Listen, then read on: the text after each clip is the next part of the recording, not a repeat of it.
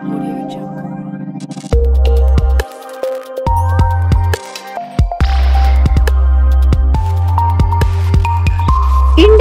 TV9 news Maharashtra.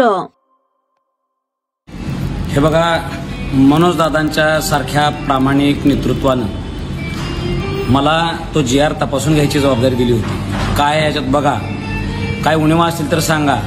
आणि तिथंच आम्ही तपासलो। त्याच्या शब्दांमध्ये बऱ्याचपैकी पद्धतीने फेरफार केला गेलेला आहे, त्याच्यामध्ये कन्फ्युजन ठेवलं गेलेलं आहे, जेणेकरून येणाऱ्या हजारो मराठ्यांना, येणाऱ्या अनेक पिढ्यांना त्याचा त्रास होणार आहे। मनोज दादांना अनेक वकिलांनी घेरले आणि त्यांना मिसगाईड केलेलं आहे। माझं असं स्पष्ट म्हणणं आहे की सरकारनं आपल्याला फसवलेलं आहे। मनोज दादांनी अजूनही संयम बाळगावा। आम्ही त्यांच्या नेतृत्वात लढायला आजही तयार आहोत। ते आमच्यासाठी दैवत आहे। पण त्या GRचा बारकावा जर आपण वाचला तर आपल्याला त्याच्यातल्या अनेक उणिवा लक्षात येतील। हा GR कोणाला लाभाला मिळू शकतो?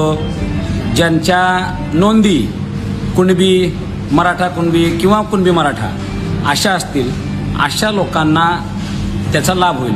बरं, मग ह्यात वेगळं काय आहे? शिंदे समितीनं तर ते आधीच शोधलेलं आहे। बरं, अजून सोप्या भाषेत सांगतो, ज्या ज्या लोकांना शिंदे समितीच्या माध्यमातून नोंदी मिळालेल्या आहेत त्यांनाच तेवढा ह्यातला फायदा होणार आहे। दुसरी गोष्ट सांगतो, ज्या गावांमध्ये मराठा समाजाला नोंदच सापडलेली नाही अशाला अजिबात काही लाभ होणार नाही। आम्ही असाच ग्रह करत होतो, समजत होतो की हैदराबाद गॅझेटियर लागू करणं म्हणजेच तिथले सगळे मराठे कुणबी आहेत किंवा मराठा कुणबी आहेत किंवा कुणबी मराठा आहेत, असं त्याच्यामध्ये कुठेही स्पष्टता नाही।